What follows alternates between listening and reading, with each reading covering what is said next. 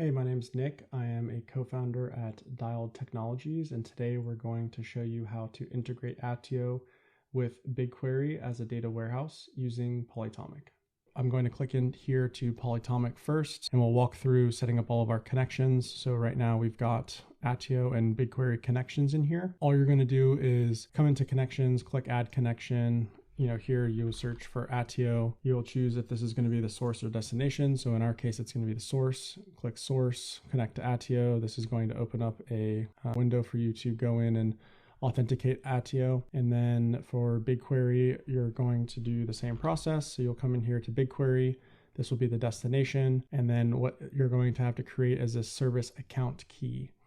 And so if you go into your Google Cloud provider, I've created a BigQuery Polytomic Sync project, and you'll click in here to service accounts, which is in IAM, and you'll click create new key.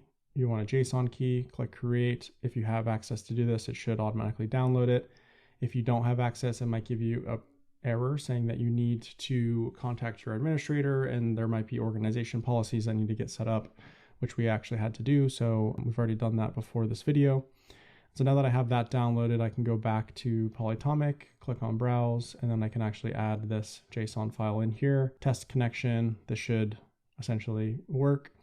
And then in this case, I'm actually going to save this because the other key was removed. Now that we have both these connections set up, we'll have to create a model first. And so the model is going to be for Attio. So we'll select Attio here, and we are going to be syncing people. So we're going to create a Attio people model, and then we're going to select people in terms of build the model using. And then Polytomic's going to go and fetch all of the attributes for the given object. And now that it's fetched all of these, in this case, we're going to just select all, but if there was only specific attributes you wanted, you could just select those. We'll click save here on this model. And then once this model is saved, we will go to the model syncs, and here we'll create a sync. We will select BigQuery 1 as the destination. We will create a new data set, and we will create a new table. If you have an existing data set or existing table, then they should show up here. If you don't worry, because you can just create these on the fly here. We'll do update and create, so that way we are not creating duplicate records. And then for identity mapping here, we want to use the email address, and we're going to use first listed here. And then this is also, we're going to just modify this to email address. And then here we will select all of the fields. So we'll say first name, last name, full name. We want all email addresses here.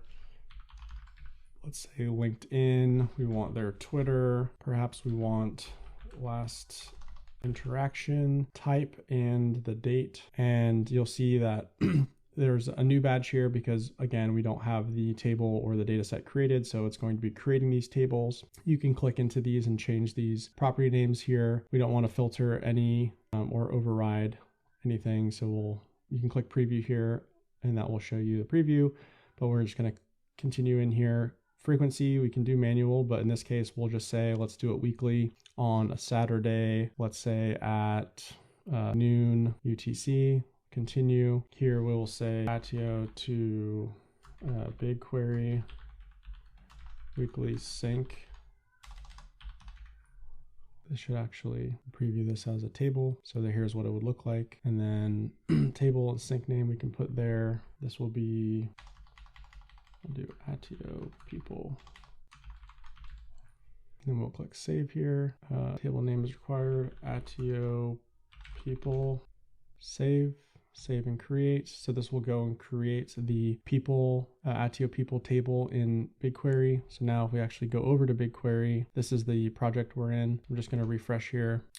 And now we should see the Attio people data set and the Attio people table. And then if I click run test sync, this is actually going to start, and this will create another table here, test table. So if I just refresh, Polytomic can be a bit slow, so just give this some time. If I refresh, all right, so you can see here there's this temporary table, so I can click on this and then go into preview, and this will show me these 5 records that it's tested with. And once this finishes, I can enable the sync, and then I can do a forceful resync just to initially kick it off.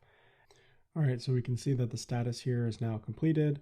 So I'm going to enable the sync, and then I'm going to actually sync now, but I'm going to click force full resync. And if we go back to the BigQuery here, again, you'll start to see this data come in. And once this finishes, we'll see that all of the records will be showing up here. There should be over 1,000 records. So we'll just give this some time as well and let this run and complete. All right, so we can see that this has gotten the total number of records here and it's processing. But if we go back to BigQuery, we can see here in the preview that we have the 1,074 records, and this has all of the specific fields that we wanted to bring in. We can obviously add more fields to this. So we could go back to the configuration here, change any of these items, and then save this. And then on the next run, or if we force the sync, this information would get synced. We can also change the data sets and data names here as well if we want.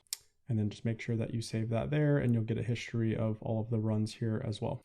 So the reason that you might want to set up a sync like this using Polytomic and pushing all of your data into your data warehouse is if you have data that's coming from finances, maybe it's Stripe invoices, and you're trying to correlate those customers with the actual users in your platform, and maybe you're doing some outbound or some marketing, you bring all this data into your data warehouse. And once that data is in your data warehouse, then you can start to use, for example, in this case with BigQuery, you can use Gemini and use that LLM to do some analytics and try to gather insights, as well as use, in-house like Looker Studio reporting, or using a third party like Tableau, for example, to do some reporting. So that way you can actually do that reporting across data sets, across different tools, because all this data is getting pushed into the data warehouse rather than just creating a report, let's say in Attio, or just creating a report in Looker Studio on some data that you have within Google. Maybe that's Google Sheets or something like that.